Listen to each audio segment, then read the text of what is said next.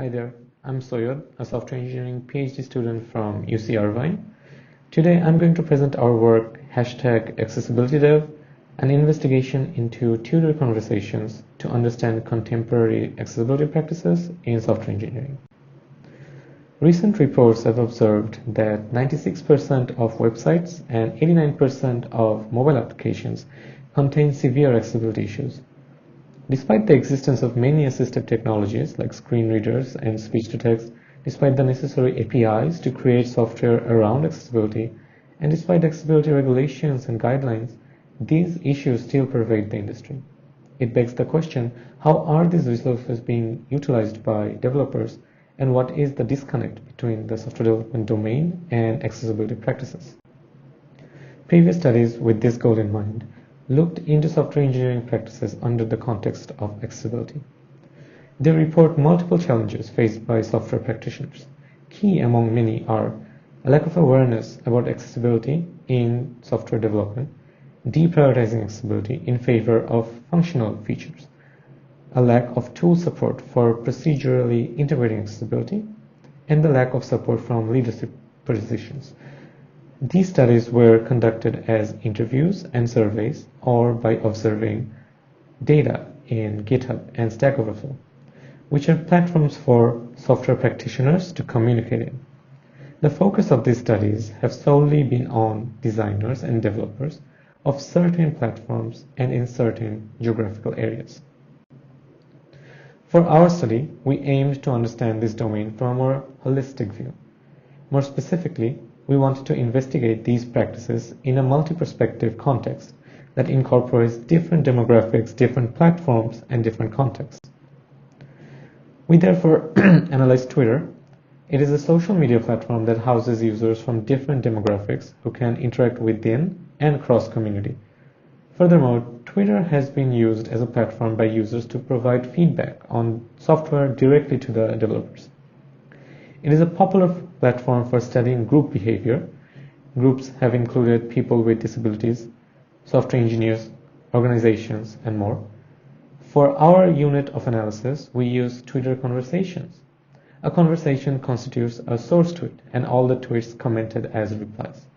There can be multiple branches within those replies and quote retweets of outside tweets, all of which we include in our analysis. Here are a few sample tweets from our preliminary runs. There are discussions on how to motivate developers about accessibility, who should be held responsible for inaccessible apps, the role of frameworks in integration and accessibility education, and how people in the community voluntarily test products for accessibility. To give a brief overview of our methodology, we first use keywords to search for relevant tweets and extract conversations therein. We qualitatively code the resulting 195 conversations, which contain more than 2,800 tweets. From this phase, we observe that there are advocates in the space who engage in conversations about software accessibility. We wanted to look into the discussions, leading us to the second phase of advocate conversations that follow a similar process, ending with 165 conversations for analysis. We also triangulate the emerging findings with the literature, and lastly conduct our analysis. From our analysis, we find 3 viewpoints to look into the space in different lenses. These viewpoints are process, profession, and people. The process viewpoint refers to the software development lifecycle and how its different components, requirements, specification, design, development, and testing integrate accessibility, their limitations, and the existing resources and rooms for improvement. The profession viewpoint refers to the professional setting in which the processes are conducted, for instance, developing a software product within a software or IT company. This viewpoint looks into how accessibility is considered in the organizational structure, with the personnel involved and the product deployed.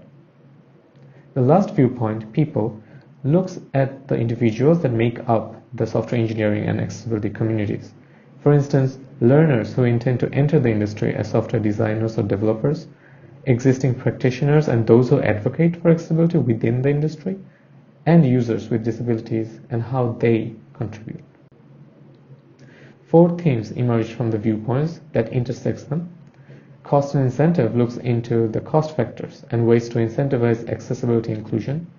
Awareness and advocacy looks at how knowledge about accessibility development is dispersed within academia and industry. Tech and resources observes the effectiveness of current resources and how to improve them. Integration and inclusion talks about the importance of system-wide integration and how people with disabilities can be included in the processes. So far, I have provided a high-level insight into our findings, all of which you can find in detail in the paper. For this presentation, we will look into the cost and incentive theme to see how it connects different aspects of the 3 viewpoints. First, the cost factors that plague the domain. In the process viewpoint, we found a lot of concerns in the testing phase. Costs are reported in using auditing services and testing with users with disabilities. For manual testing, expertise in different assistive technologies require effort and resources. This in turn motivates testers to opt for automated tests, which are not as effective, thus creating inaccessible software. In the professions viewpoint, costs are reported in the hiring process to include specialization in accessibility, in building teams for accessibility from scratch, or in onboarding and training existing practitioners in accessibility. In the people viewpoint, learners face cost factors since academia provides very few, if not any, courses on accessibility. Hence, they are dependent on external courses, which, if requires payment, works as a demotivator to learn about accessibility. Now, on the other hand, there are many incentives that can be used to encourage accessibility development. During procurement, if accessibility is listed as a functional requirement instead of a good-to-have requirement, it motivates the developers to work on accessibility. Search engine optimization is a big incentive for developers to put their software or website at the forefront of users. Incorporating accessibility in SEO algorithms can therefore work as an important motivator. The biggest incentive at play in the industry right now are accessibility regulations. Software companies can be sued for large sums of money in the advent of accessibility issues. For profit-seeking companies, business cases can be built around both the loss from lawsuits and the loss of user base if the product is inaccessible. For learners and practitioners, certifications work as an incentive. There are currently multiple accessibility certifications that are being looked into during the hiring process. Acquiring a certificate provides a big advantage to engineers. Lastly, many practitioners in the industry advocate for accessibility publicly and within the context of their institution, and they have seen positive results, spreading awareness and nurturing more advocates. However, they also opine that such responsibility shouldn't be put on the shoulders of individuals. Instead, they are advocating for systemic changes combining the different viewpoints we have observed. So, in summary, we aim to understand software development practices and how they integrate accessibility from a broader, more holistic and multi-perspective lens. We found that the issues plaguing the domain are very intertwined, and solitary improvements on specific components are not enough. Instead, collaboration is needed among the software industry, academia, business organization, practitioners, and of course, people with disabilities, in a more institutional manner to create a more accessible software. Thank you.